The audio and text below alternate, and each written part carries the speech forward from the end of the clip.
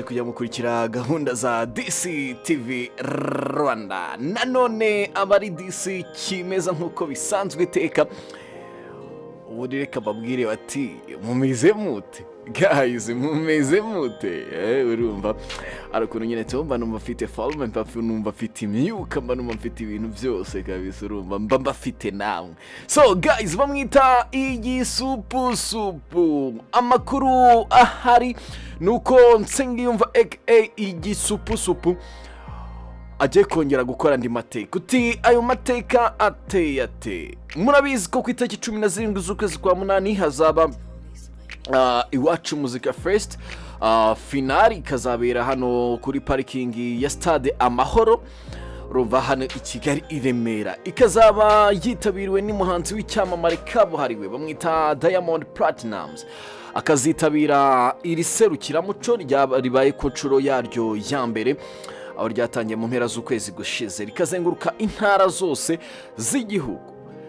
Biri guhwihwiswe cyangwa se biri kuvugwa ko uwitwa Nsengiyumva igisupusupu kugeza kuri ubu ngubu ari mu myiteguro yo kuzakorana indirimbo n'umuhanzi w'icyamamare Diamond Platnumz. Ni nyuma yuko bazahurira ku rubyiniro rumwe, bazaririmbira hamwe n'abantu. Ikibazo kikaba kigira kiti, ese ari igisupusupu na Diamond ninde muntu uzashimisha abantu? Ninde muntu uzahagurutsa abantu benshi? Iki kibazo buri wese kugisubiza byacanze abantu. Ninde muntu uzemeza undi bibaye ngombwa hano ku butaka bw'u Rwanda, ariko situvuze yinago muri East Africa cyangwa muri Africa. Ariko hakaba hari n'amakuru ko Diamond Platnumz ari umwe mu bantu bashimye imiririmbire y'igisupusupu, ndetse bikaba byaravuzwe ko aba bombi hari ukuntu manager wa igisupusupu Aremuku hari ukuntu yagiranye ibiganiro ndetse n'abajyanama ba Diamond mu buryo bw'ibanga. Ni amakuru aba ari kuvugirwa mu byahishuwe, urumva ni mu byahishuwe ko aba bombi bashobora kuba baragiranye ibiganiro mu buryo butaziguye. Mu buryo butaziguye ni ukuvuga ko hari ibyo batararangiza cyangwa se hari ibyo batari bemeranywaho, ariko nanone bikavuga ko aba bombi batari baganire ku bijyanye no kuba bakora indirimbo ariko irimo umuco gakondo, iri muri gakondo nyafurika nyine. Ni ukuvuga bakagaragazamo umuco wa Afurika. Murabizi ko umuduri ni agakoresho k'abanyarwanda, bakagaragazamo imyambarire ya Afurika, bakagaragazamo ababyinnyi ba Afurika, bakagaragazamo ibintu by'ibinyafurika gusa. Ndetse bikaba mu byahishuwe bavuga ko hari ukuntu aba bagabo bombi bemeranyijwe ko Diamond naramuka aje i Kigali bazahita banakora n'ibijyanye no gutunganya amashusho. Hari uko bumvikanaga ko bashobora gukorana indirimbo Rwagitima, and then no Diamond akongeramo imirongo muri iriya ndirimbo Rwagitima. Ari nayo mpamvu yatinze gusohoka. Murabizi ko batangiye kuyamamaza mu ntangiriro z'ukwezi kwa gatandatu, ariko yatinze gusohoka bitewe n'icyo kintu cy'uko aba bagabo bombi hari ukuntu bashobora kuba bari kumvikana ko na Diamond ashobora kuririmba muri Rwagitima kuruta uko bahimba indirimbo nshyashya. Urumva Rwagitima abanyarwanda barayitegereje ari benshi. Diamond aramutse ashyizemo imirongo, abatanzania nabo bahita bazamuka ugasanga indirimbo isi kwira Afurika. Urumva uretse n'abatanzania na Afurika yose muri rusange nta muntu udakunda Diamond. Menye ni umusitari ukomeye cyane. Aba bagabo bombi rero mu byahishuwe ukuntu batubwira, baravuga bati ibiganiro byagenze neza, ndetse byitezwe ko igihe Diamond azaba aje i Kigali azaza mbere y'iminsi nk'ibiri bakarangizanya ibijyanye no kurikodinga ndetse no gufata amashusho. Byo bikaba nyuma y'igitaramo aba bombi bazakora hariya muri parikingi ya Stade Amahoro. Mwibutsa ko igisupusupu n'ubu ngubu kiyoboje inkoni y'icyuma abo bahanganye mu irushanwa rya Made in Rwanda Awards, cyangwa se muri competition za Made in Rwanda, aho kiyoboye uwitwa Bruce Melody na Sunny Mukungora, aha kiyoboye The Ben muri Naremeye, aha kiyoboye Soshomura muri Mavi aho akiyoboye Clarisse Karasira muri Ntizagushuke. Urumva akaba akibayoboje inkoni y'icyuma. Ni amarushanwa yiswe Made in Rwanda Awards azatangwa kuri uyu wa gatandatu. Aba marushanwa ushobora kutayasobanukiye cyangwa se utayazi, reka nyagusobanurire, tega amatwi. Made in Rwanda ni amarushanwa ngarukamwaka agiye kuba ku nshuro ya kabiri hano mu Rwanda. Ni ibihembo bihurije hamwe abahanzi, abanyamideli, ibigo by'ubucuruzi, amaduka y'imyambaro, radio, televiziyo ndetse n'abandi bamamaye mu ngeri zitandukanye. Kuri ubu abahatanye mu bihembo bya Made in Rwanda batangiye guhabwa amajwi cyangwa se gutorwa binyuze ku itora ryo kuri internet guhera kuri uyu wa 10 Nyakanga 2019. Amatora azasozwa kwa 19 Nyakanga 2019. Ibihembo bya Made in Rwanda bitegurwa n'ikigo Karisimbi Event. Kuri iyi nshuro abahatana bagabanyijemo ibyiciro 34, harimo igice cy'ibigo bihatana nk'ibyabaye indashyikirwa mu guteza imbere ibikorerwa mu Rwanda, hakaba n'ikindi gice cy'imyidagaduro. Ni ibihembo bizatangwa kuwa 20 Nyakanga 2019 muri Kigali Convention Center. Steven Rurangirwa n'umwe mu bategura iki gikorwa yatangarije ikinyamakuru inyarwanda.com ko impamvu nyamukuru yitegurwa ry'ibi bihembo ari ugushimira ibigo ndetse n'abantu bahora ku rugamba rwo guteza imbere ibikorerwa mu Rwanda. Amajwi y'abatoye binyuze ku rubuga rwa Karisimbi Event akadomorwa ahwanye na 40%, mu gihe akanama nkemurampaka ko kazatanga amajwi ahwanye na 60%. Ibihembo ndetse n'abahatanira ibihembo bagabanyijwe mu byiciro bitandukanye.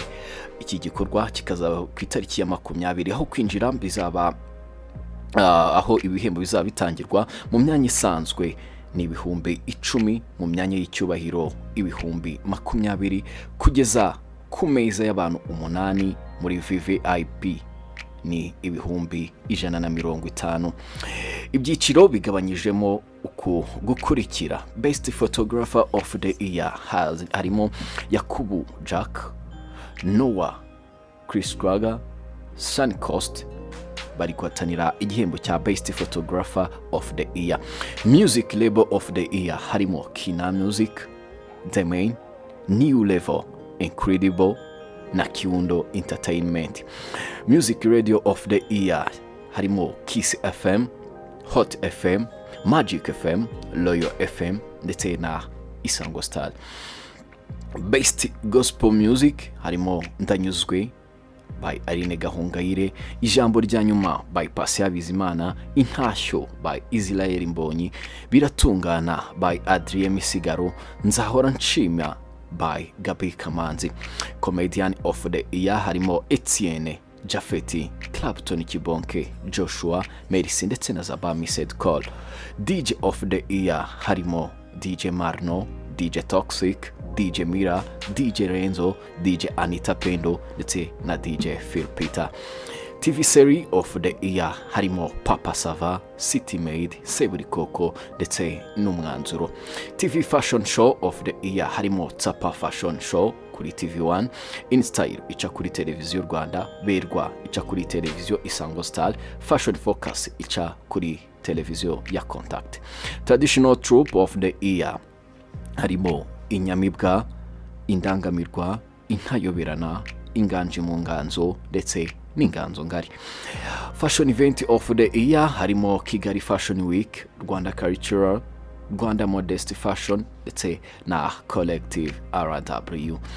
Fashion Designer of the Year mu bahatanira icyo gihembo harimo Rupari, hakazamo Inkanda, hakazamo Motions, hakazamo Delphines, hakazamo Sonia Mugabo ndetse na Tanga Design.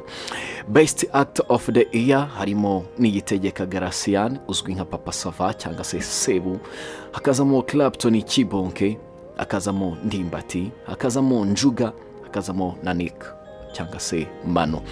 Entertainment TV Show of the Year harimo The Link Up, TV10, Flash Mix, TV Flash, Bayside kuri TV1 ndetse na The Jam ica kuri televiziyo Rwanda.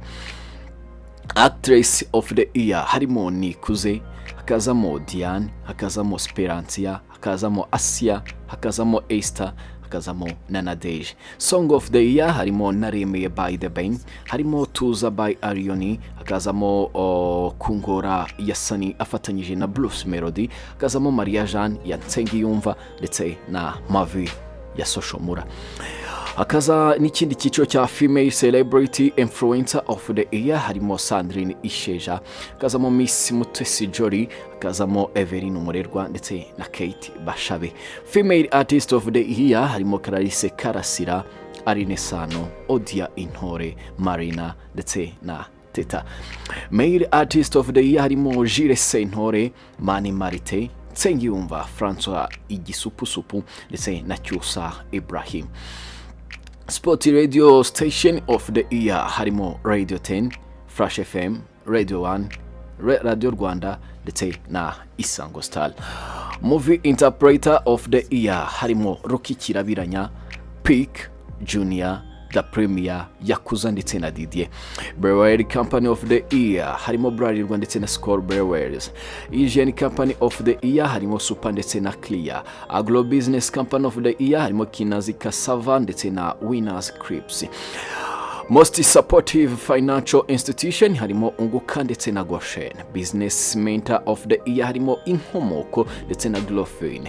Most Innovative Company of the Year harimo Yego Innovation ndetse hakaza na Gula Light. Packaging Company of the Year harimo Akwasa ndetse na Roto. Loafings Company of the Year harimo Safintra ndetse na Hippo Loafings. Coffee Company of the Year harimo Coffee de Malaba ndetse na Gorilla Coffee. Distillery Company of the Year harimo Speranza Group ndetse na Thousand Hills Distillery. Male Model of the Year Lord Guriti G Rumva, hakazamo Ganza, hakazamo Gabi, hakazamo Eric Sekamana ndetse na Boris. Female Model of the Year harimo Sala the Queen, Sisingamije, Karisa Winnie, Kaneza Rinka Amanda ndetse na Teta Christelle na Fiona Muthoni. Fashion Boutique of the Year harimo Riri Cosmetics, Masha Boutique, Kabash Fashion, Jete Promete ndetse na Golden Main Fashion. Makeup Artist of the Year harimo Celine Doll, Fancy Rina, Joel Makeup na Suvolov Beauty na Asma. Ngayo nguko.